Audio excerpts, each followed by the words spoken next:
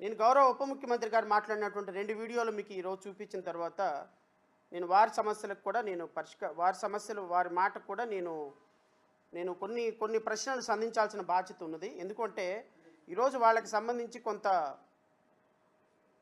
Constitution కూడా చదివి వినిపించాల్సిన బాధ్యత ఉంది.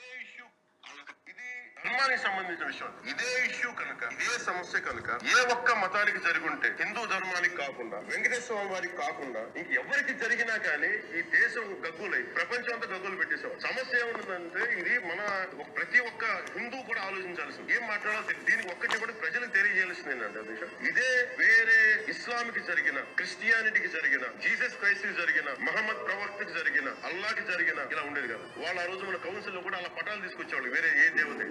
బికాజ్ ఇది హిందువులు కాబట్టి వీళ్ళ కులాలతో ముక్కలుగా అయిపోయి ఉంటారు కాబట్టి హిందువులు తమ మతాన్ని ఎడాపెడా వీళ్ళు జోక్ వేసుకోగలరు కాబట్టి దీనికి సీరియస్నెస్ లేదు. Before blaming anybody else every Hindu has to take a responsibility for every Hindu.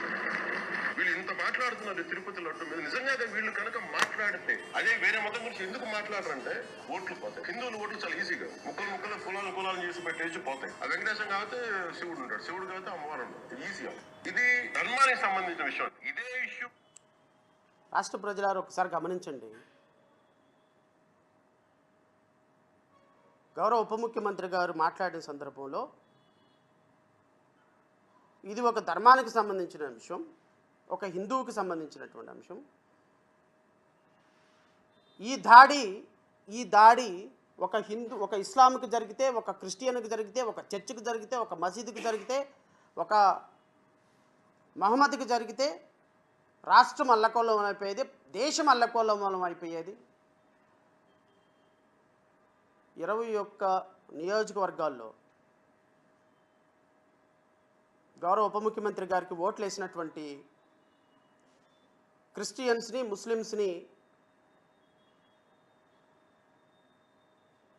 21 నియోజకవర్గాల్లో రమారమి 21 లక్షల మంది ఉంటారు నాకు తెలిసి. కాన్స్టిట్యున్సీలో ఒక 50,000 మంది ముస్లిమ్స్, ఒక 60,000 మంది క్రిస్టియన్స్, లేకపోతే 60,000 మంది క్రిస్టియన్స్, 30,000 మంది ముస్లిమ్స్ ఉంటారు. అంటే రమారమి వారికి ఓట్లు వేసినటువంటి 21 నియోజకవర్గాల్లో ఉన్న 22-23 లక్షల మంది ముస్లిమ్స్ని, క్రిస్టియన్స్ని అడుగుతున్నా, ఈ వ్యక్తికా మీరు ఓటేసింది? ఈ వ్యక్తికేనా మీరు ఓటేసింది? సిగ్గేమని ఉందా మనకి? ఒక రాజ్యాంగబద్ధమైనటువంటి పదవిలో కూర్చొని మా హిందూ ధర్మానికి జరిగితే మేము ఊరుకోవాలా? మీ క్రిస్టియన్స్కి జరిగితే ఊరుకుంటారా? మీ ముస్లిమ్స్కి జరిగితే ఊరుకుంటారా? మీ మహమ్మదులకి జరిగితే ఊరుకుంటారా అన్న ఉప ముఖ్యమంత్రి ఈ దేశ చరిత్రలో, ఈ దేశంలో ఎవరైనా ఉన్నారా?